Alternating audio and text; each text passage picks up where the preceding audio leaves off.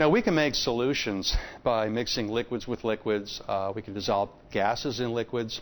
But for the most part in biology, we mix solids, chemicals off the shelf, into water. And it's most often water, as a matter of fact.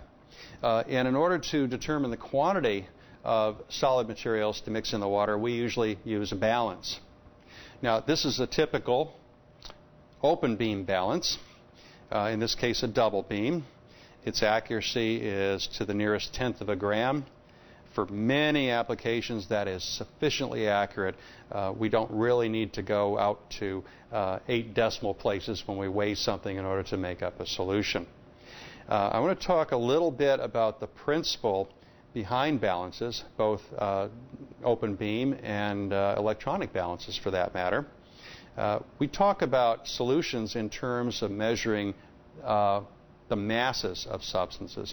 In the laboratory, we use SI units, that is the System International, the International System of Units. The unit of mass is the kilogram. We most often work with grams rather than kilograms. A gram is a unit of mass, not a unit of weight.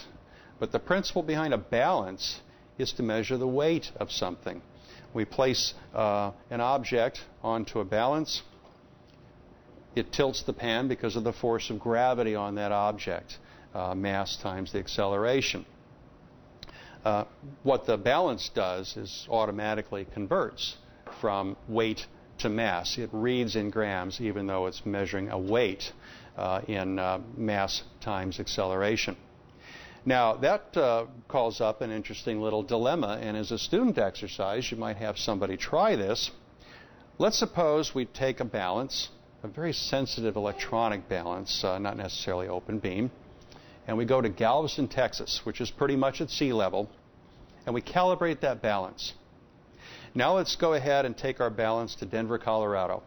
We're a mile high, and let's weigh something up there, and we need a level of accuracy of, let's say, 1/100th of a gram or 1,000th of a gram. Do we have to worry about the difference in acceleration due to gravity? After all, the acceleration due to gravity diminishes in direct proportion to the square of the radius from the center of the Earth. The higher we get, the less the force of gravity. And balances don't measure mass directly.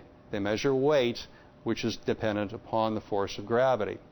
So with the radius of the Earth being 4,000 miles, roughly, if we increase that radius by a mile, do we have to worry about the difference in calibration of our balance between sea level and 1 mile high? When you decide what kind of balance to use, it's important to think about the level of accuracy that you need and think about the quantity that you're going to weigh. For example, this open beam balance is accurate to 1/10 of a gram. If I'm going to measure 1 gram of something, my error, likely error, is 10%. That's probably not acceptable. But if I'm going to measure a kilogram, 1,000 grams, the error introduced by inaccuracies in the balance is only 1/10 of 1%. That is well within the reasonable accuracy for a biological solution. All right, what we have here is a double beam, open beam balance with 2 pans. There's a pointer in the center. That pointer indicates a balance point. When this pointer is straight up and down, then whatever weight is on this pan is perfectly balanced by whichever weight is on this pan here. One very simple way to use this double beam balance is not to worry about the beams at all in actually measuring weights. We use a double beam balance as a very convenient mechanism for balancing centrifuge tubes. First, we place 2 containers on the pans such that they reach the balance point. We can adjust if necessary. Then we take the 2 tubes we intend to balance, and we place 1 tube on each side. We make sure we include the lids, by the way, because the caps may be of different weight. We check the balance point. Now, typically, one centrifuge tube will weigh a little more than the other one.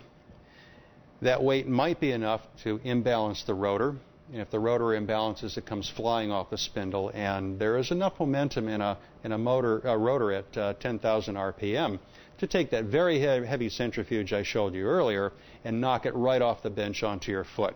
We don't want that to happen. In this case, they're balanced quite well. I could safely put these two tubes into the centrifuge and we would be in good shape.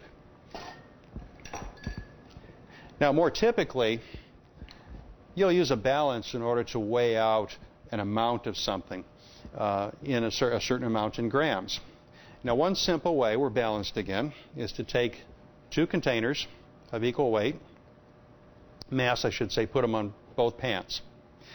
We again make sure that the two containers are of the same mass. We reach the balance point again, that's good. Now what I want is 21 grams of sodium chloride. Here's sodium chloride, dry chemical. The bottom beam is used to measure weights in 10 gram increments. So I'm going to push the weight over to 20 grams.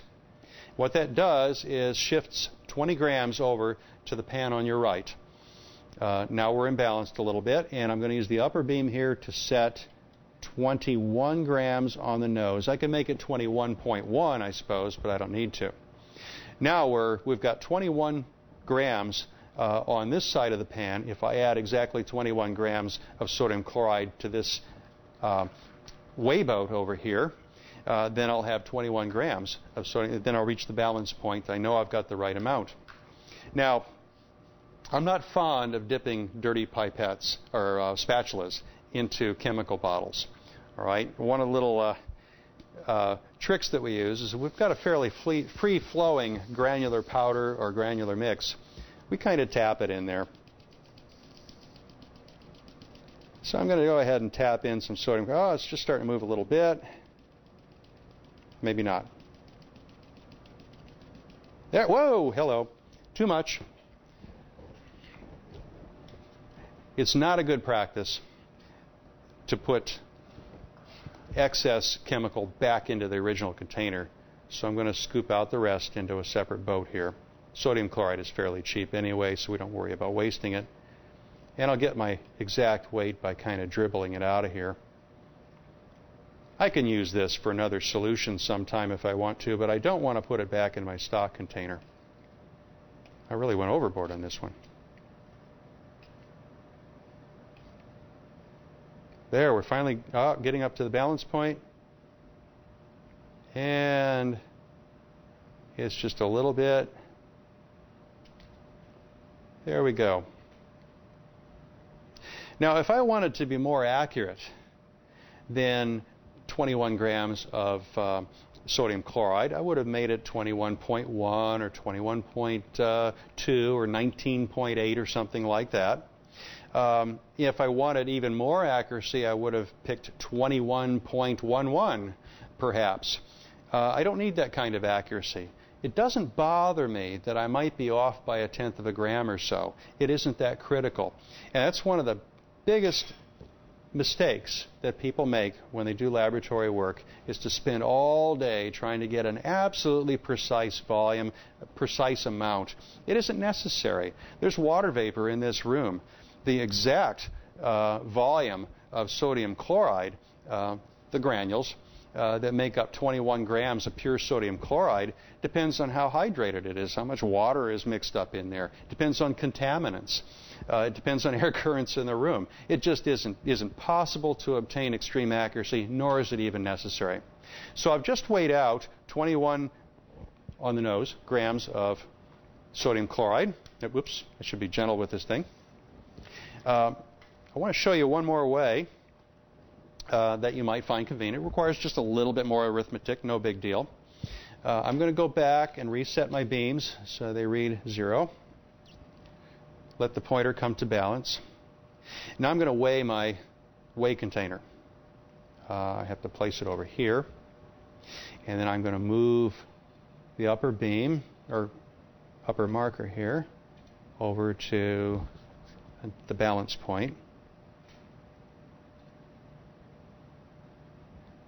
Right. That looks pretty good. I'm reading 2.5 grams. That's convenient.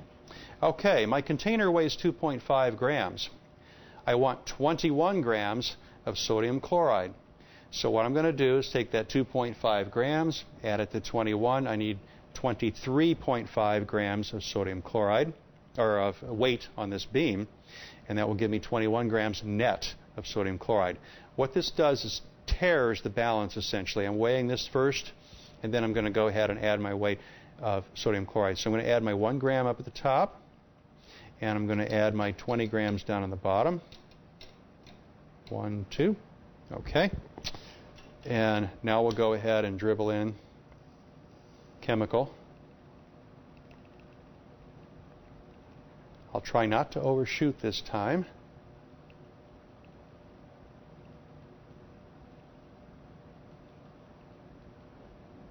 Aha! It didn't work. If you only have one container, this mechanism works just fine. There's a little bit of inertia here, which is why I overshot. Need a little more off. And that is just about right. I'll put a little extra dribble there, but I'm not going to quibble over 1/10 of a gram. Like I said, it's just not necessary. That's how we use an open beam balance. If you're going to measure large quantities of something, an open beam balance usually does the trick. Most modern balances, though, the ones that are more accurate and that are actually necessary for smaller quantities, are electronic, and they usually have digital displays.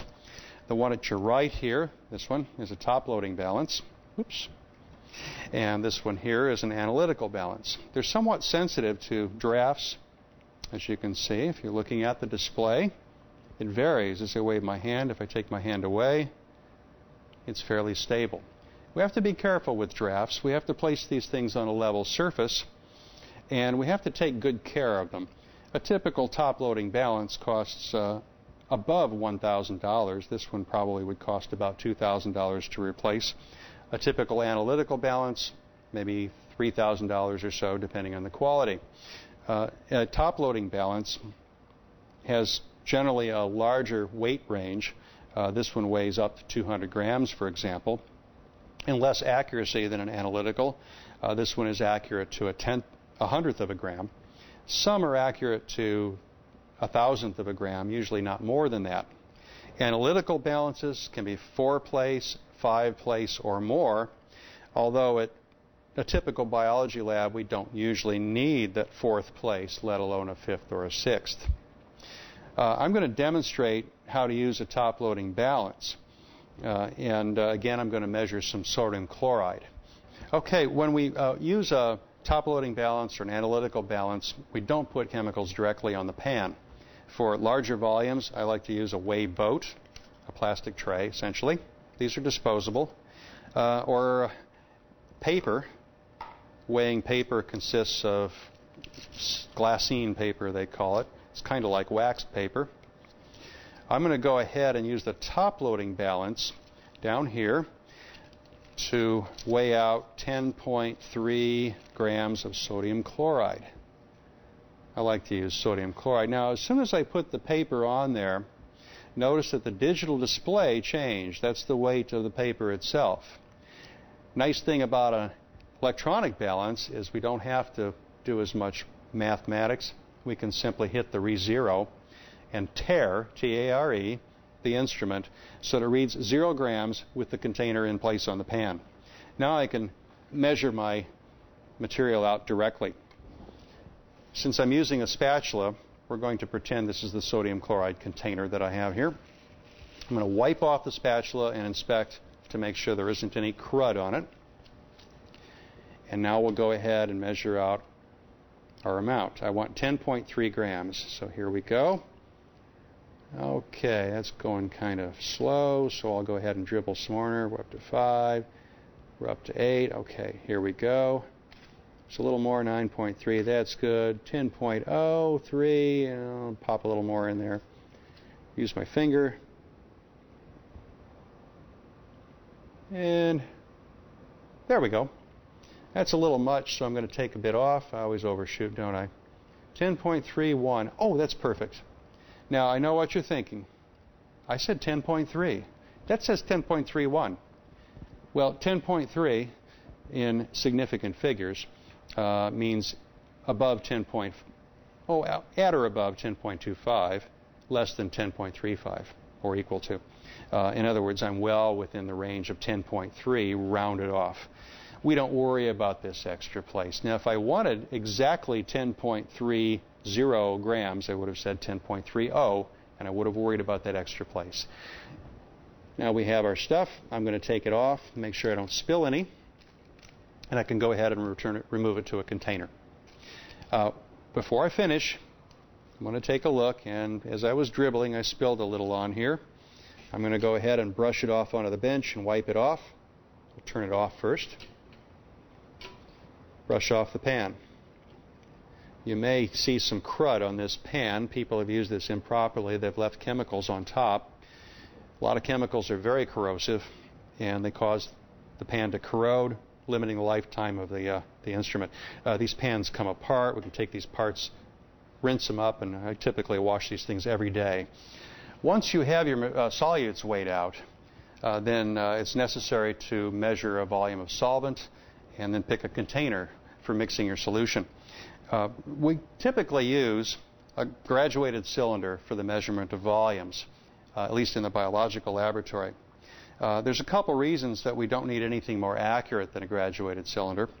For one, these are accurate to well within 1%, and that's more than enough accuracy for a biological application, for most applications. Secondly, the initial measurement of the solvent isn't the final volume of the solution, and we're going to finalize the volume when we're finished doing the mixing. So we use graduated cylinders. This is a 250 milliliter cylinder. We use it for measuring volumes of solvents or completely dissolved solutions. If we put something in here like a suspension or a mixture that's going to be a solution but it's not entirely dissolved yet, then generally we leave stuff stuck to the inside of the cylinder. We become much more inaccurate that way. It's difficult to complete the mixing, and one thing we certainly don't do is use a good graduated cylinder for actually doing the mixing. It's for measurement of volumes. That's the purpose of it. Now, some people like to use volumetric flasks. In chemistry, they need them because accuracy is so important. We very seldom need these in biology. In fact, I went looking for one just to have a picture of a volumetric flask to show you. This cute little red one is all I could find. All of our cell biology labs have glass cylinders like this one. I couldn't find a single volumetric flask that had been in use in the last 20 years. So you can tell how seldom these things are needed for biology. This is called a beaker. Not all glassware is the same, obviously. This particular beaker is 600 milliliters. It also has graduations on it, but you've got to be careful with these. It usually gives the tolerance plus or minus 5%, I think. So if we bring the volume of this beaker to 300 milliliters, we can be pretty sure that it is somewhere between 285 and 315 milliliters, which might not be accurate enough for your purposes. Now, for measuring an initial volume of solvent, and then we're going to top it off later after we have our solution mixed up, you can go ahead and use these marks. It's fine. Just make sure you leave yourself plenty of tolerance. Now, we like beakers because they're so wide open. We can put our solvent in there. We can dump our solute on top, and we can go ahead and mix it up. We can use a stir bar, a Teflon stir bar, place it in the beaker, and then place it on a mechanical stir plate. When we turn on the stir plate, the stir bar spins, doing our mixing automatically. It's a lot easier than mixing everything by hand. Once the solution is completely mixed, then we can go ahead and retrieve the stir bar and pour it into a cylinder and then top off the volume. When we prepare solutions, we prepare them volumetrically. So we use our cylinders both for the initial measurement of solvent and then for the measurement of the volume of the final solution as well. I'll talk about volumetric preparation of solutions in a little bit. Now, you've got to be careful when using stir bars, by the way. These are made out of Teflon. Things generally don't stick to them, but they are magnetized inside, and that magnet will attract any kind of ferrous metals, iron particles, and so on. Metal ions are not too good for biological solutions. They can be toxic to cells, tissues, organelles, and they can interfere with biochemical reactions. We don't want those things in our solutions, so make sure that they're wiped off, inspect them carefully before dropping them in. Now, another type of glassware is an Erlenmeyer flask. This one is a 500 milliliter flask. It can be used for mixing solutions also. The neck is a little bit narrow, and that's kind of helpful because it prevents splashing. It retards evaporation of materials that you have in there as well. Again, you can use a stir bar if you wish. Careful dropping them in there. This is glass. And if you have trouble introducing solvent or solute, you can use a glass funnel for the solvent, and or a powder funnel, and or a powder funnel for the solute. Just make sure your funnel is dry when you put your dry chemical in there, or it'll stick to the inside. Keep in mind that the more apparatus you use in mixing a solution, the more likelihood there is of contamination. It's important to make sure the funnels are clean, of course, the flask is clean initially, and so on. When I mentioned water and the grades of water, I probably should have mentioned the cleaning of glassware. When we wash glassware, we use soapy water just as you would at home. When we rinse glassware, we use tap water just as you would at home, preferably hot tap water. We rinse by swirling a little water around and dumping it out several times rather than filling the vessel up. That cleans the surface, which is what we want to do. We always finish by using a higher grade of water, usually deionized, swirling it up and rinsing and dumping out several times so that the surface is clean. You'll see a soap scum or a chemical scum on glassware that's not properly rinsed because of all the stuff that's in the tap water. We can take our flask, once we've got our solution prepared, set it up on top of a stir plate as before, fire up the stir, mix up our solution. When it's fully mixed, we inspect, and then we take our graduated cylinder again, without stir bar, and pour our solution in, bring it up to volume by adding more solvent, and then we're ready to place our solution into another container. When you select a graduated cylinder or a flask or a beaker for that matter, do think about the size container that you're using. It really wouldn't be very effective to use a 2-liter flask, for example, in order to measure and prepare a solution of 125 milliliters. On the other hand, we wouldn't want to use a 500 milliliter flask either. Similarly, if we're going to measure out 200 milliliters of solvent in order to make up a solution, we would use a 250 milliliter graduated cylinder. That's fine. We're using more than half of the volume. I don't think it would be terribly accurate to use a 2-liter graduated cylinder to measure out 200 milliliters and then maybe place it in our 2-liter flask. So the volume of solution and the ultimate volume of container should be fairly well matched. That way we limit evaporation, we limit losses due to the large surface area with which our solution comes